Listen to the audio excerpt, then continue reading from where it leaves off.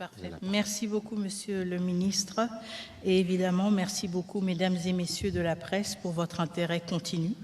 En effet, je vous remercie sincèrement d'être présents aujourd'hui. Nous nous trouvons à un moment charnière pour notre pays. Comme vous le savez, le 27 juin dernier à Washington, nous avons signé un accord de paix historique avec la République du Rwanda, et ce, sous la médiation des États-Unis d'Amérique. Et au-delà de la signature, évidemment, parce que cet accord nous concerne, nous en particulier en République démocratique du Congo, et plus précisément les populations à l'est de la République démocratique du Congo, il y a un besoin urgent de compréhension. Et nous avons une responsabilité, évidemment, d'expliquer cet accord et de fournir en toute transparence plus de détails, plus d'amples détails sur cet accord et ce qu'il prévoit. Évidemment, tout cela en harmonie et en pleine cohérence avec les orientations et les instructions qui nous ont été données par son Excellence, Monsieur le Président de la République. Et comme vous l'avez entendu là en l'extrait de son discours à l'occasion de la commémoration du 65e anniversaire de l'indépendance de la République démocratique du Congo, en ligne avec ces principes qui nous ont orientés dans la négociation et dans la signature de cet accord de paix. Alors juste pour vous rappeler un peu l'historique et le chemin qui a été parcouru et qui a conduit à la signature de cet engagement, comme vous le savez tous, le tout a commencé le 25 avril dernier à Washington, D.C., quand nous avions la signature de la déclaration des principes entre la République démocratique du Congo et le Rwanda, étape qui a été justement signée par les deux ministres des Affaires étrangères respectifs, et ensuite qui a été suivi d'une série de négociations et de pourparlers au niveau de nos experts techniques qui ont effectué une série de rencontres à Washington et sous d'autres formats. Et donc le 18 juin, nous avons eu un projet d'accord final qui a été paraphé par nos experts qui étaient à Washington et donc qui traduisait les principes de la déclaration de principes signée le 25 avril, notamment le retrait des forces rwandaises, l'activation du concept d'opération conjointe ou du CONOPS et le retour encadré des déplacés dans les zones affectées. Et enfin, le 27 juin, donc la semaine passée, j'ai signé au nom de la République démocratique du Congo l'accord final avec mon homologue rwandais en présence du secrétaire d'État américain Marco Rubio. À l'issue de cette signature, nous avons été reçus à la Maison-Blanche, je pense que vous voyez les images, par le président Donald Trump, qui a salué le courage politique et qui a exigé de manière très explicite aussi le respect de cet accord. Ce processus se poursuivra dans les semaines à venir avec un sommet de haut niveau prévu entre le président Félix-Antoine Tshisekedi Tshilombo et son homologue Paul Kagame, toujours sous l'égide de la médiation américaine et prévu à Washington, D.C. Je tiens à être clair, avant de me pencher sur l'accord même et ses différents chapitres et articles. Cet accord n'est ni un traité économique entre la République démocratique du Congo et les États-Unis, ni un accord commercial bilatéral entre la RDC et le Rwanda. Il s'agit tout d'abord d'un accord politique et sécuritaire centré sur des engagements concrets. La cessation des hostilités, le retrait des troupes étrangères, la fin du soutien aux groupes armés, qu'il s'agisse du M23 ou d'autres, la neutralisation des menaces résiduelles et le retour durable de la paix dans l'est de notre pays. Je reviendrai dans un instant sur le contenu détaillé de cet accord, mais je voulais d'emblée poser ce cadre et nous donner une compréhension partagée. Alors, mesdames et messieurs, si nous nous penchons sur d'abord le préambule de l'accord, je sais que très souvent, c'est la première page qu'on aime tourner et passer sans trop s'y appesantir, mais quand même, je pense que c'est quelque chose de très important. La préambule nous rappelle que les boussoles, et plutôt le préambule est la boussole politique de l'accord. Il définit l'esprit, les principes et les valeurs qui nous engagent. Vous allez vous rendre compte que dans ce préambule, on réitère justement l'attachement aux principes du droit international, aux résolutions du Conseil de sécurité des Nations Unies, à savoir la résolution 2773, mais aussi aux efforts régionaux de médiation sous l'égide de l'Union africaine et aussi de la SADC et de la CIRGL. Le préambule reconnaît aussi le rôle des États garants à savoir celui des États-Unis d'Amérique, qui ont facilité cette démarche avec constance et conviction. Il exprime aussi la reconnaissance de tous les partis à ceux qui ont permis que le dialogue prenne le pas sur la confrontation. Et très souvent, on pose la question justement, est-ce que le préambule n'est pas juste quelque chose de symbolique? Et pourquoi est-ce qu'on doit y accorder tant d'importance? Et la réponse est claire. Le préambule n'est pas une simple formalité. C'est le fondament politique et éthique de tout ce qui suit. Il nous dit pourquoi nous avons signé, il encadre l'interprétation de chaque article et il nous donne une clarté sur, au cas où il y aurait une divergence, le sens d'un article, la manière d'appliquer une disposition et justement comment est-ce qu'on peut avancer dans la mise en œuvre et quels sont les fondamentaux de cet accord. Et donc c'est là que sont inscrits les principes, les repères, la direction à suivre et en fait c'est une sorte de conscience si vous voulez de l'accord. Évidemment du côté de la RDC nous nous réjouissons énormément du fait que la résolution 2773, première résolution en plus de 20 ans qui reconnaît explicitement le rôle du Rwanda dans la déstabilisation de la République démocratique du Congo, soit évoquée explicitement dans ce préambule parce qu'encore une fois ça nous donne un cadre très clair sur la nature du conflit que cet accord de paix est appelé à résoudre. Tout à fait. Est-ce qu'il y avait quelque chose à dire sur le préambule? Non, allez-y. Je continue? Très bien. Alors, nous sommes ensuite au premier chapitre, les dispositions générales. Bon, justement, ça c'est un peu les fondations juridiques, on ne va pas trop se pencher là-dessus, mais je voudrais quand même insister sur le fait que ce chapitre précise que les engagements qui sont pris sont contraignants. Et ça c'est très important. Autrement dit, ce n'est pas un protocole d'intention. On n'a pas signé pour dire on va essayer de faire un peu, et puis, si ça ne marche pas, ce ne sera pas la fin du monde. Non, ce sont deux États responsables qui ont pris cet engagement et qui ont aussi pris l'engagement d'une redevabilité pour être responsabilisés en cas de lacune, en cas de manquement dans l'exécution de leurs responsabilités qui leur incombent dans le cadre de cet accord. Et donc, ce chapitre rappelle également que l'accord s'inscrit dans le cadre des efforts régionaux et internationaux existants, notamment la résolution 2773, donc encore une fois, on a une référence à cette résolution, et les cadres de la CIRGL, de la SADC et de l'Union africaine. Et donc ce qui est important, c'est aussi de comprendre que l'accord s'inscrit dans une complémentarité de tous ces instruments qui existent déjà.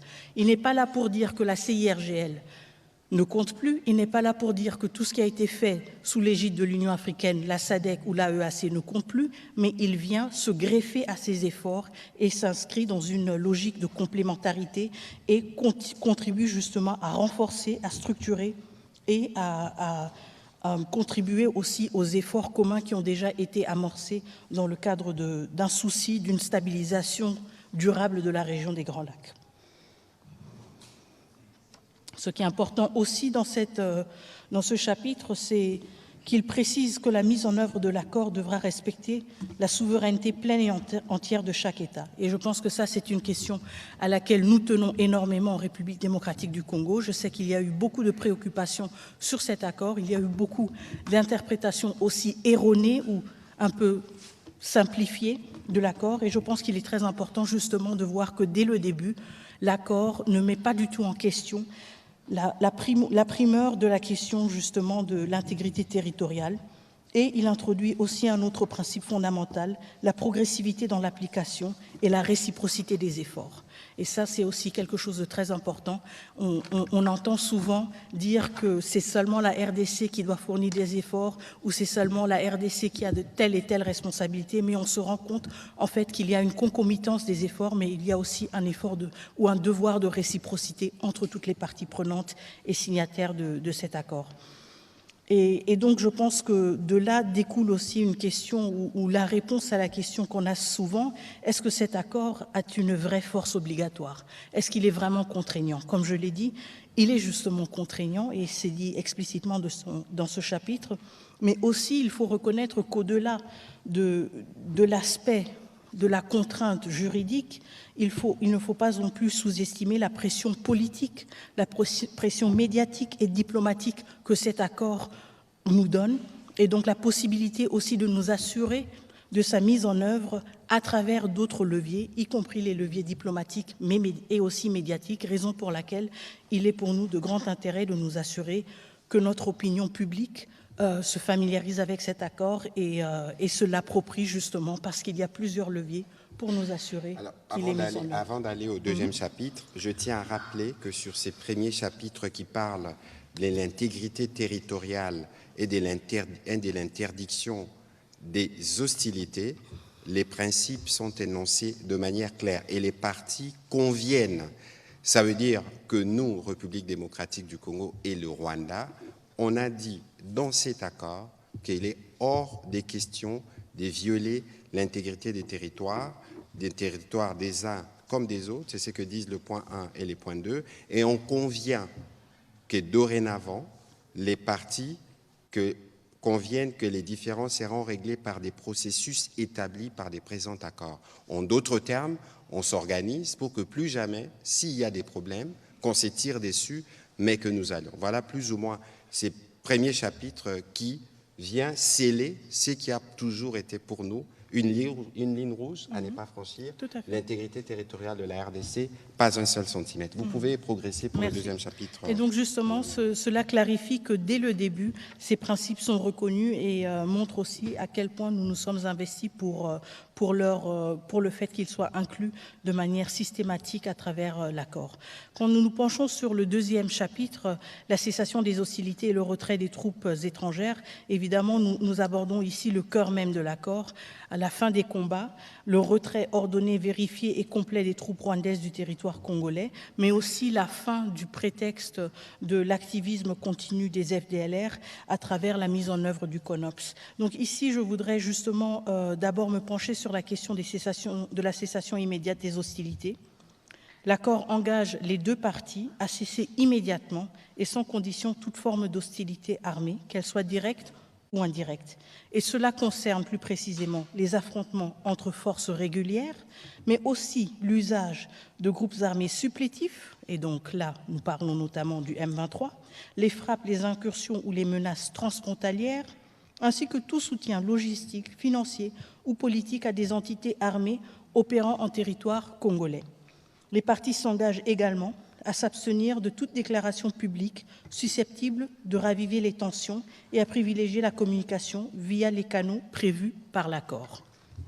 Et donc, évidemment, nous nous inscrivons dans cette logique, justement, d'une sensibilisation sur l'accord, mais pas d'une instrumentalisation politique de l'accord, parce que, justement, ceci nuirait à l'effort d'une pacification et une cessation des hostilités, non seulement les hostilités armées, mais même, si vous voulez, dans les discours politiques.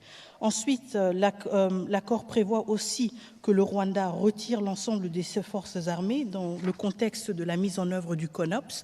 Comme vous le savez, ou comme certains d'entre vous s'en souviennent encore peut-être, le CONOPS avait été signé en octobre 2024 dans le cadre du processus de Luanda. Et c'était un outil d'exécution concret qui avait été élaboré par les services de renseignement respectifs des deux pays. Et donc le CONOPS fixe les modalités techniques précises du retrait des forces armées rwandaises. Il est composé d'un calendrier structuré en 3 phases de 30 jours, avec des jalons clairs à respecter. Il prévoit aussi une cartographie officielle des zones occupées, l'établissement de corridors de retrait et une vérification conjointe, justement, de ce retrait à travers des patrouilles mixtes congolaises et internationales, ainsi que la remise à l'issue de chaque phase d'un rapport certifié au mécanisme conjoint de coordination de la sécurité. Évidemment, simultanément à ce désengagement des forces armées rwandaises, le CONOPS prévoit aussi la neutralisation des FDLR. Et donc, un des points essentiels de ce chapitre est justement le retrait, non seulement le retrait des troupes rwandaises, mais justement la neutralisation des FDLR. La neutralisation des FDLR veut dire que dans le contexte actuel, le CONOPS prévoit une série d'activités pour mettre fin à la présence et à l'activisme des FDLR dans le territoire de la République démocratique du Congo. Il prévoit tout d'abord une phase de sensibilisation pour donner aux FDLR l'occasion et l'opportunité de reddition pacifique et prévoit ensuite des mesures avec un séquençage prévu plus contraignante pour s'assurer que cette menace soit éradiquée de manière définitive et mettre fin justement à cette question récurrente pendant les derniers 30 années des FDLR. Avant que vous ne puissiez progresser, je rappelle juste pour ceux qui nous suivent que le CONOPS, c'est un document opérationnel. Lorsque nous étions à Luanda, il y avait des experts militaires de l'état-major de la RDC, du Rwanda, avec les médiateurs angolais. Nous avions convenu d'un plan de comment les mesures de défense rwandaises de désengagement devraient se faire et d'autre part, comment nous allons mettre en œuvre un plan de neutralisation. Donc c'est un document travaillé par des militaires et même l'exécution dans le cadre de cet accord se fera dans ces cadres-là. Donc il faut comprendre que toutes les questions liées au CONOPS, c'est des questions dont on ne pourra pas toujours, qu'on ne pourra pas toujours aborder parce que ça relève du dispositif militaire qui accompagne l'application de cet accord. Je vous en prie, Madame la Ministre. Merci. Mais ce qui est très important à retenir, c'est justement le caractère simultané ou concomitant du CONOPS et de l'exécution de ces deux piliers, à savoir le désengagement des forces d'une part et de l'autre part la neutralisation des FDLR. Donc l'un ne peut pas aller sans l'autre et aucune, si vous voulez, des préoccupations sécuritaires légitimes de chacun des deux pays ne peut être secondaire à l'autre et c'est pour cela que ce CONOPS a un caractère de concomitance qui est très important. Un aspect aussi que j'ai déjà effleuré brièvement, c'est la mise en place d'un mécanisme conjoint de coordination de la sécurité, justement une structure qui sera mise en place pour s'assurer de la bonne mise en œuvre de ce CONOPS, une structure hybride, si vous voulez, avec des représentants de la République démocratique du Congo, des représentants du Rwanda, mais aussi des participants ou des représentants de pays tierces qui vont donc assurer aussi une objectivité et avoir peut-être parfois un rôle d'arbitrage, mais de cette manière contribuer à ce que ce mécanisme soit en mesure d'évaluer et de suivre la mise en œuvre effective de ce CONOPS et évidemment soulever des carences ou des lacunes dans la mise en œuvre de certains aspects du CONOPS. Madame la ministre d'État, c'est un point important parce que si vous avez lu l'accord, dès qu'on l'a signé, devait produire ses effets. Je pense que l'une des premières tâches à laquelle vous travaillez actuellement et qui va permettre la mise en œuvre de cet accord, c'est justement la création de ces mécanismes. Tout à fait. Tout à fait, c'est une des priorités. Encore une fois, ceux qui se souviennent du processus de Luanda vont se souvenir aussi du mécanisme de vérification conjoint ad hoc renforcé. Bon, peut-être que je ne me souviens pas exactement du nom, mais vous vous souvenez certainement du principe et de la structure. Et donc, c'est quelque chose de similaire, encore une fois, avec des représentants des deux pays, mais aussi des parties tierces qui vont nous permettre justement d'avoir un minimum d'objectivité et un consensus sur des questions qui parfois peuvent être épineuses, mais qui seront extrêmement nécessaires. Lorsque vous parlez des parties tierces dans les cadres de cet accord, on peut être précis, il s'agit des États-Unis, des Qataris, de l'Union africaine et possiblement d'autres partenaires techniques étrangers. Je vous en prie. Oui. Merci beaucoup. Parfait. Alors maintenant on progresse au chapitre 3. Donc le chapitre 2 se penchait plutôt sur les questions État-État. Le chapitre 3 parle de démobilisation, de désarmement, démobilisation et traitement des groupes armés nationaux. Et donc là on est dans un champ différent. Et ce chapitre aborde donc une autre dimension essentielle de la paix durable, et à savoir la question des groupes armés congolais. Il est très important de lever immédiatement une confusion que certains discours semblent entretenir de manière délibérée ou pas. Le désengagement des groupes armés nationaux ne se substitue pas au retrait des forces étrangères. Donc il s'agit de deux chapitres différents et le premier chapitre dont nous avons parlé, le précédent, parle justement des forces armées rwandaises et de leur retrait.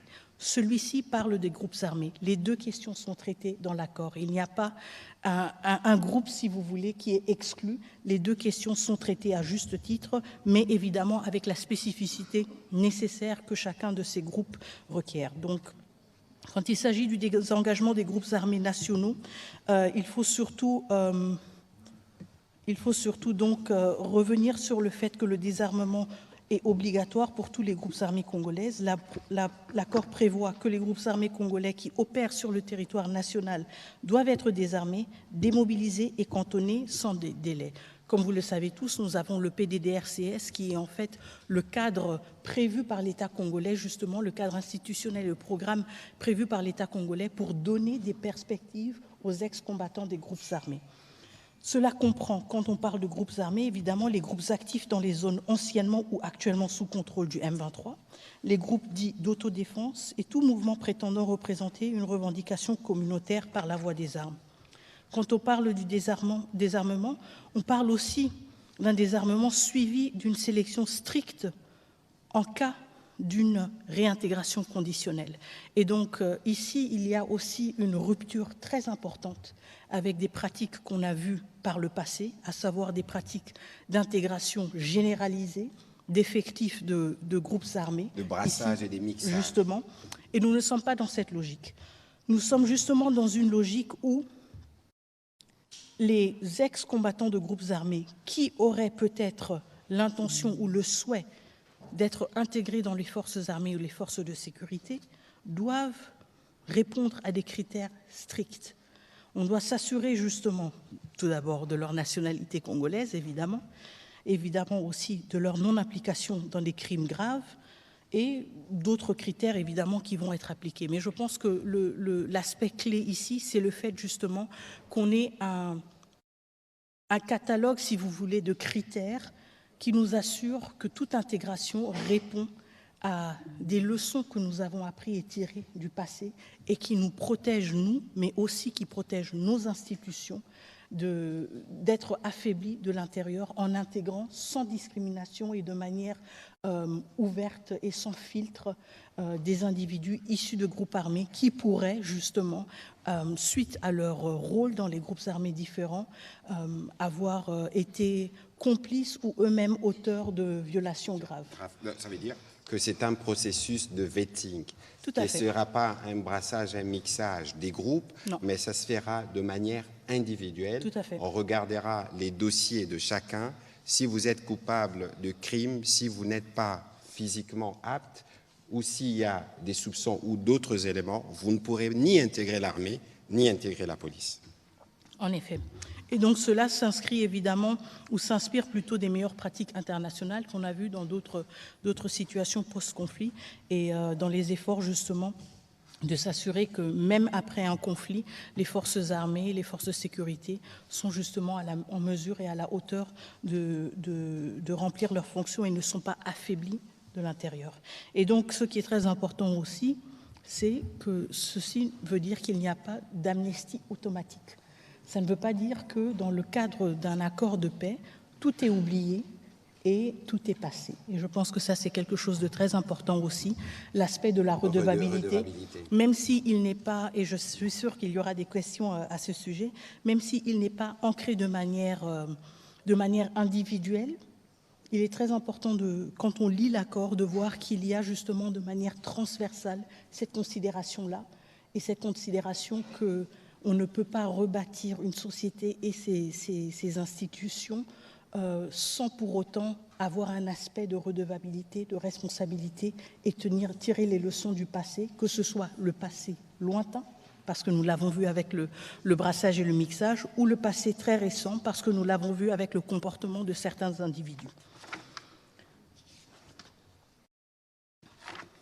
Je vais procéder maintenant avec le prochain chapitre, s'il n'y a pas de questions de votre... Ok, très bien. Parfait. C'est juste deux points Justement, et je sais qu'il y a beaucoup de questions du côté des journalistes, donc on va essayer quand même d'accélérer. Le chapitre 4 touche sur la question des déplacés et des réfugiés dans la région, disons. Alors, quand on parle de réfugiés, évidemment, on parle de personnes qui ont traversé les frontières internationales. C'est pour cela que je dis dans la région. Les Congolais qui se trouvent au Rwanda, tout comme les Rwandais qui se trouvent en RDC. Et évidemment, les déplacés internes qui ont fui et qui sont restés sur le territoire national, mais qui ne sont plus dans leur communauté habituelle.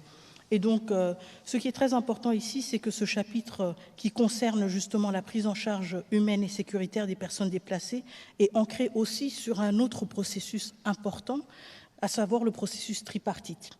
Le processus tripartite, c'est un dispositif de coordination qui réunit la République démocratique du Congo, le HCR, donc le Haut Commissariat des Nations Unies pour les réfugiés, et le Rwanda comme deuxième pays.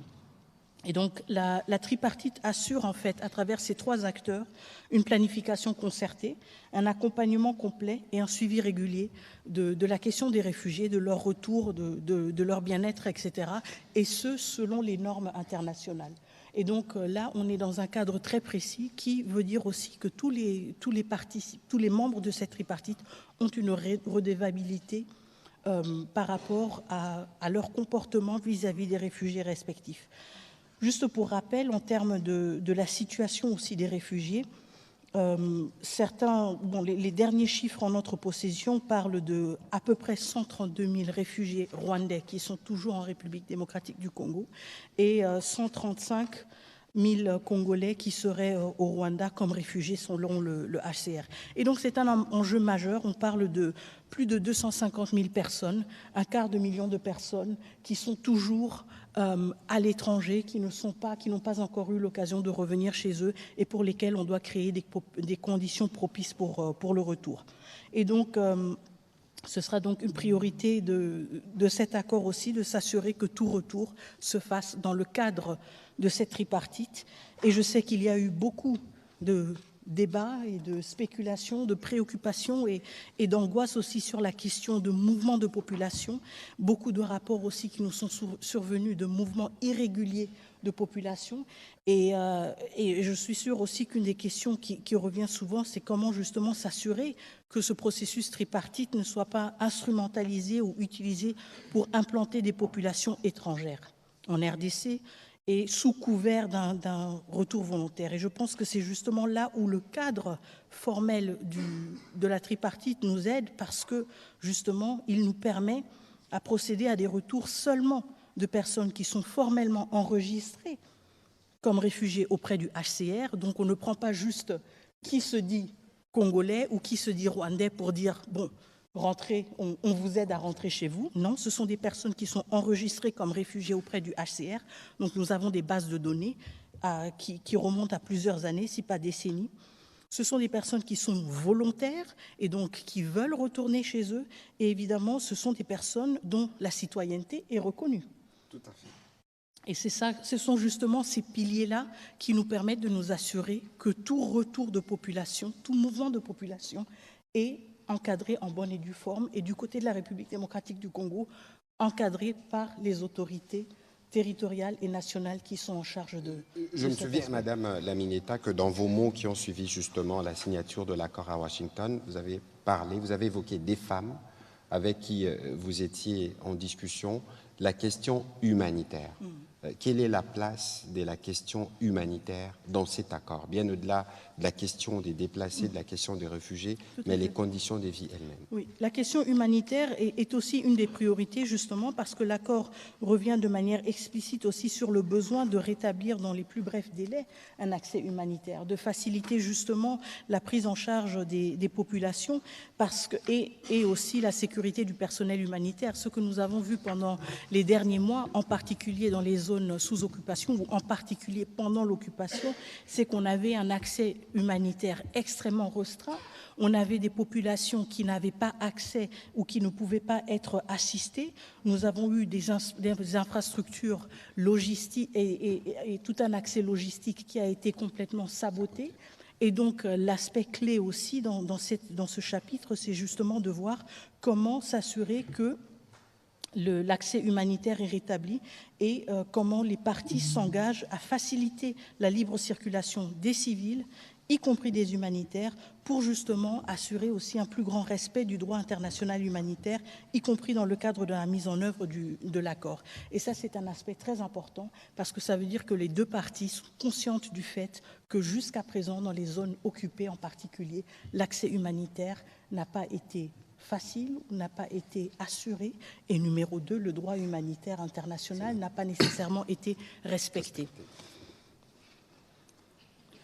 Quand il s'agit du 5e chapitre, on parle surtout du mécanisme conjoint de coordination de la sécurité. Celui-là, je l'ai déjà brièvement évoqué, donc je ne vais pas trop me pencher sur cette question, mais encore une fois, comme je l'avais évoqué, c'est un mécanisme qui est mis en place pour assurer le suivi sur terrain, pas le suivi à partir de Washington, de Kinshasa ou de Kigali. Non, non, c'est le suivi sur terrain de la mise en œuvre de certains aspects de l'accord, à savoir le CONOPS. Et ce mécanisme conjoint a donc la responsabilité d'être mis en place et de lancer dans un délai de 30 jours à compter de l'entrée en vigueur de l'accord, donc du 27 juin, et justement qui doit fonctionner uniquement conformément aux conditions arrêtées entre les parties.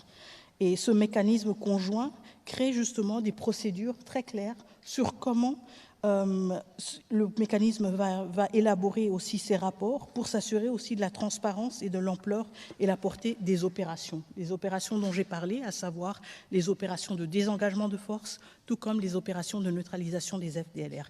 Le mécanisme conjoint de coordination de la sécurité est régi par les principes suivants. Tout d'abord, et le plan de mise en œuvre est à l'annexe de l'accord, la fin irréversible et vérifiable du soutien de l'État aux FDLR et aux groupes armés associés, et l'interdiction totale de tout soutien matériel, logistique, financier ou autre, qu'il soit national ou étranger à ces derniers. Un engagement à identifier, évaluer, localiser et neutraliser, conformément aux dispositions pertinentes du plan harmonisé de neutralisation des FDLR et de désengagement des forces, levée de mesures défensives par le Rwanda du 31 octobre découlant du processus de Luanda, et un engagement à s'appuyer sur les accords de coopération bilatérale en matière de sécurité, la protection des civils et le respect du droit international humanitaire. Donc ce mécanisme, comme je le disais, est prévu comme, si vous voulez, un mécanisme de suivi sur place pour s'assurer de la bonne mise en œuvre de cet accord, à commencer par le CONOPS, mais aussi des aspects comme, par exemple, le respect du droit international humanitaire. Ce qui est aussi prévu dans le cadre de ce mécanisme, si je ne me trompe pas, c'est une collaboration avec la MONUSCO, qui est un acteur clé dans la zone, et justement, et aussi le fait que les parties peuvent justement solliciter l'appui de la MONUSCO, mais aussi d'autres soutiens multilatéraux qui peuvent contribuer à la bonne exécution de l'accord et justement au fonctionnement du mécanisme conjoint. Tout à fait. Tout à fait. Alors, on va passer sur, je pense, le chapitre du cadre d'intégration économique régionale. Tout à fait. Donc, les dispositions économiques et la coopération régionale. Je pense que ça, c'est aussi un de ces chapitres qui a suscité beaucoup de rumeurs et d'interprétations parfois erronées et parfois même de suspicions. Et donc, ce que je voudrais tout d'abord clarifier, c'est que ce volet ne contient pas d'engagement économique. Il parle plutôt du souci, si vous voulez, de prévoir dans l'avenir une intégration régionale accrue. Et ça, c'est une leçon que nous avons tirée d'autres régions. C'est une leçon que nous avons tirée de notre propre région. L'accord ne prévoit ni contrepartie économique, si vous relisez bien le chapitre 6, ni concession en matière minière, ni traité commercial bilatéral avec le Rwanda. Il énonce plutôt un engagement des deux parties à œuvrer à la réactivation. Ce sont des questions que nous avons discutées, que nous discutons depuis des décennies dans la région des Grands Lacs. La réactivation des dynamiques de coopération économique régionale dans un esprit de stabilisation post-conflit.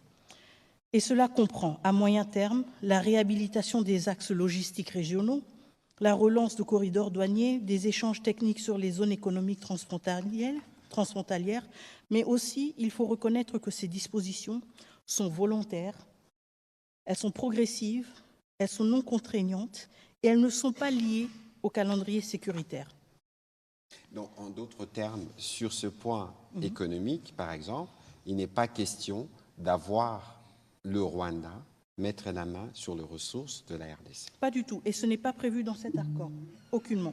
Ce qui est important ici, c'est justement le fait que cet accord s'appuie sur des efforts que nous avons déjà vus dans la région et que nous voyons dans d'autres régions de l'Afrique et au-delà, donc un effort d'une plus grande intégration économique qui permet justement à stabiliser à long terme, mais nous sommes conscients, et je pense que c'est là que c'est très important quand même de revenir sur cette question, nous sommes conscients que toute intégration économique ne se fait pas dans un vide.